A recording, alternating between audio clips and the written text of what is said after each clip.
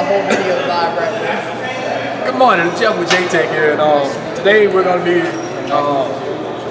going over some checks that we're going to do on the rear end for the differential, rebuilding it.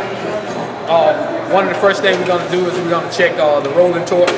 Rolling torque is no more than, once we have all the components put back in and put together and we got everything shimmed, we'll take a inch-pound torque wrench, and through the input shaft, we'll try to turn the input shaft, and we're going to check the actual how much inch pounds does it take to actually rotate the input shaft and all of its components. For this one that we're using today, it shouldn't be no more than about 40 to 50 inch pounds. So we're going to use our 1/4-inch drive torque wrench. We actually have a little gadget here that we use for a 1/2-inch drive adapter that we're going to be using. Oh, you got to excuse my little mobile machine there, broke foot.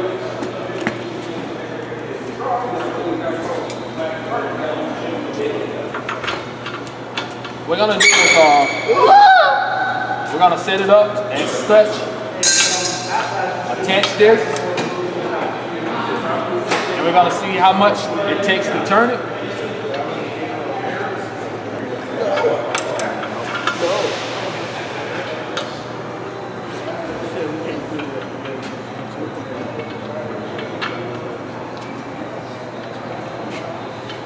All right, where we have it set up at, it takes about 20 inch pounds to turn the whole assembly, which is good. For this one, for the rear end that you're doing, you might want to check your manufacturer specs on it to figure out what it's supposed to be. Then you go from there. Next check we're going to do is we're going to check the actual out of round drive shaft. And as soon as I get my dial indicator, I get back with you once I get it set up. Hi, I'm Jeff, we're back, and we're going to be checking the actual run out on this rear end. And to do so, you're going to need yourself a dial indicator. As such, you want to make sure you properly place these. You know, you don't want them hanging off the edge. You're going to want them across something where when you turn the magnet on, it holds pretty good and it doesn't fall off, because this falls from this height to the floor, it's a done deal, it's broken. So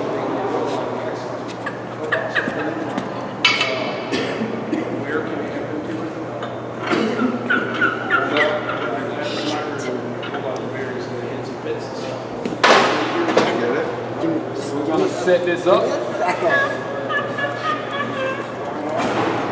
Check our run out.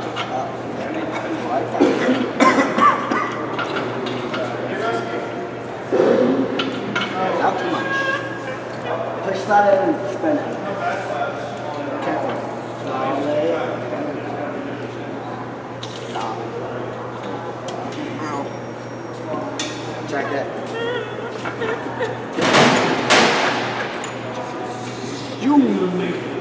Alright, we have it set up. And what we're going to do now, all we're going to do is just turn the gear, and we're going to check to make sure that we're not more than 0.004 of an inch of movement while we're spinning this around. And also, you might want to mark this somewhere that you can know where you started and stopped.